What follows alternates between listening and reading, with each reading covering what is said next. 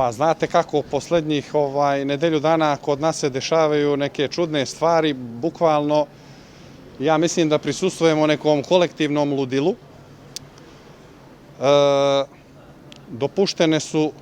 Dopuštena su masovna kršenja mjera koja su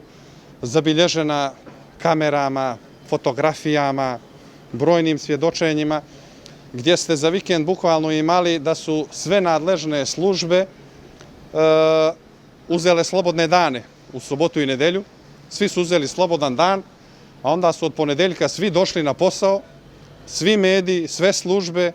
svi u Institutu za javno zdravlje, svi su počeli da rade, da prave procjene i gle, rezultat svih kršenja mjera je ovako kao što vidite, 2 po 2 gosta za stolom u ugostiteljskim objektima i onda da krenemo odatle, pa gdje ćemo da stignemo, evo, ne znam, to će vrijeme da pokaže. Svi ljudi imaju neka svoja ubjeđenja, vjerska, politička, nacionalna i tako, ali nekako ljudi zaboravljaju na ekonomiju, na ekonomsku nezavisnost i za mene lično i za moju porodicu, ovo je moj hram, razumijete, ja odavde hranim svoju djecu iz ovog posla i nekako bi neka analogija bila da ja sada treba da branim ovu moju svetinju, jel' tako? Da me ne shvate pogrešno svi ljudi koji su se organizovali u odbrani vjerskih svetinja, ali sada zatvaranjem ovoga meni se udara na svetinju moje egzistencije, moja svetinja su moja djeca i ja ću to da branim. Nismo se učlanili i nismo članovi udruženja, pratimo preko medija šta se dešava,